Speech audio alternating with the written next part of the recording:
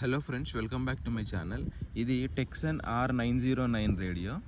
ఇది 9 band old receiver. ఇది pure analogue radio. ఈ రేడియో FM, మీడియం వేవ్ ఇంకా షార్ట్ వేవ్ బ్యాండ్స్ని సపోర్ట్ చేస్తుంది.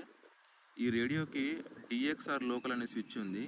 దాని యూజ్ ఏంటంటే మనం ఏ బ్యాండ్లో ఉన్నా కూడా లాంగ్ డిస్టెన్స్ సిగ్నల్స్ని రిసీవ్ చేసుకోవడానికి DX పొజిషన్లో పెడతాము.